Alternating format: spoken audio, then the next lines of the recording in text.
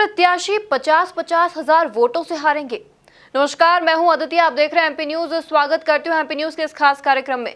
जी हां, जहां लगातार मध्य प्रदेश में उपचुनाव को लेकर दोनों ही पार्टियों की तरफ से तैयारियां जारी है, तो वहीं ताबड़तोड़ बयानों का भी दौर जारी हो चुका है। तो वहीं इसी बीच बीजेपी महासचिव कैलाश विजयवर्गीय ने एक बयान देते हुए एक दावा किया है कि जो हाल ही में कांग्रेस द्वारा 15 प्रत्याशियों की सूची जारी की गई है, वे प्रत्याशी 50-50 हजार वोटों से हारेंगे। कैलाश विजयवर्गीय ने कहा कि न केवल वे हारेंगे बल्कि 50-50 हजार वोटों से हारेंगे। क्या है ये पूरा मामला, किस प्रकार का दावा कैलाश विजयवर्गीय ने किया है, जानेंगे हमारे संवाददाता शार्दुल से। शार्दुल, लगातार तैयारियों और बयानों के बीच देखा जा रहा है कि दोनों ही पार्टियों की तरफ से ताबड़तोड़ बयानों का दौर जारी है, लेकिन इसी बीच ये जो बीजेपी महासचिव ने दावा किया है, आखिर इसमें कितनी सच्चाई है और क्या है ये पूरा मामला?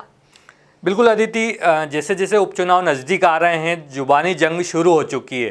खास तौर पर बात की जाए कांग्रेस और बीजेपी की जो बड़े नेता हैं, वो अब कुछ न कुछ बयानों के जरिए अपनी बात जो जनता है, जो वोटर हैं, उनके बीच रख रहे हैं।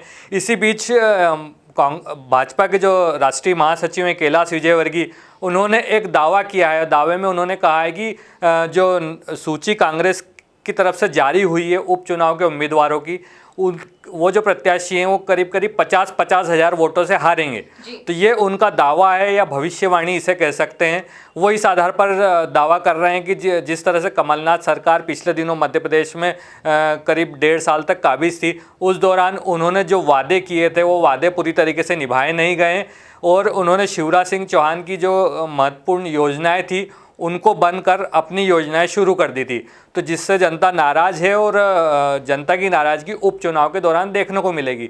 तो भाजपा की जो राष्ट्रीय महासचिव हैं कैलाश विजयवर्गीय, वो काफ़ी दिनों बाद मध्य प्रदेश की राजनीति में बोलते हुए हमें दिखाई दे रहे हैं और अब आने वाले दिनों में चुनाव नज़दीक हैं। ऐसे में जो बीजेपी के बड़े नेता हैं, उनकी बयानबाजी धीरे धीरे हमें और सुनने को मिलेगी।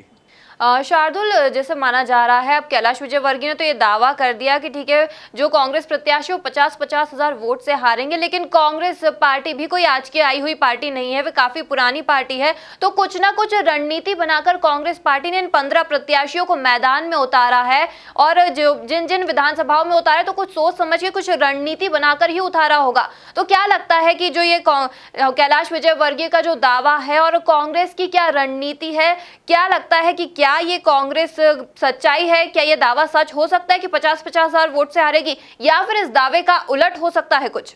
बिल्कुल अदिति, मैं बताना चाहूँगा कि जो जब चुनाव आते हैं या उपचुनाव का दौर आता है, ऐसे में बयानबाजी, दावों और इनका जो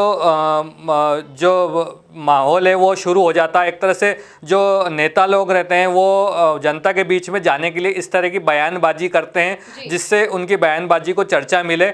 अब बात की जाए 50 हजार वोटों से जो चुनाव प्रत्याशी हैं उनके हारने की जो दावा किया जा रहा है कैलाश विजयवर्गीय द्वारा, उसमें यह नहीं कहा जा सकता कि पूरी सच्चाई होगी, क्योंकि कांग्रेस भी एक बहुत पुरानी पार्टी है और अभी जो वर्तमान दौर है उसमें उपचुनाव के दौरान उसे खोई हुई सत्ता वापस लानी है। तो खोई हुई सत्ता वापस लाने के लिए जो कांग्रेस जिस तरह से डटी हुई है और मध्य प्रदेश में एक एक सीट पर संभल कर कदम रख रही है, तो कहीं ना कहीं जो उम्मीदवार उतारे गए हैं, जिनके नाम तय किए गए हैं, उनको लेकर कुछ सर्वे किया गया होगा और सर्वे के आधार पर ही ये टिकट तय किए होंगे। हाल ही में इस कैलाश विजयवर्गीय के बयान के बाद जो कांग्रेस के प्रवक्ता हैं के मिश्रा, उन्होंने भी अपनी बयानबाजी के जरिए ये कहा है कि हमारी पार्टी में कोई फूट नहीं है और जितने भी प्रत्याशियों के नाम तय किए हैं, पूरे 15 प्रत्याशी एक रणनीति के तहत, विचार विमर्श के तहत और बिना विवाद के हमने नामों का चयन किया है और सभी प्रत्याशी जीत की गारंटी वाले प्रत्याशी हैं। ऐसे में कैलाश विजयवर्गीय का जो दावा है या जो भविष्यवाणी है वो उन्होंने गलत साबित की है। खैर, यह देखना होगा आने वाले दिनों में उपचुनाव के दौरान अब किस तरह से बयानबाजी का दौर चलता है और आने वाले दिनों में भाजपा की तरफ से किस तरह से बयानबाजी आती है और कांग्रेस की तरफ से किस तरह से आती है। हालांकि अभी जो प्रत्याशियों की सूची जारी की गई है उनमें सिर्फ 15 प्रत्याशी ही घोषित किए गए, जबकि उपचुनाव 27 सीटों पर होना है। तो आने वाले दिनों में जो नए नाम सामने आएंगे उसके बाद पूरी तरह से चुनाव का जो माहौल है वो जमने लगेगा और चुनाव नज़दीक है, यह हमें महसूस हो जाएगा।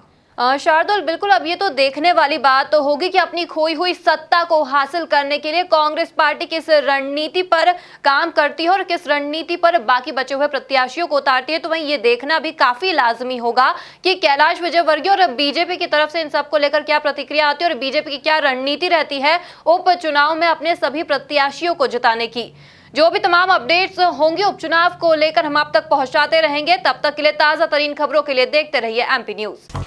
एमपी की नब्ज, एमपी का हाल, मध्य प्रदेश की हर खबर एमपी न्यूज टीवी के साथ। लगातार खबरों के लिए सब्सक्राइब करें हमारा YouTube channel MP news TV.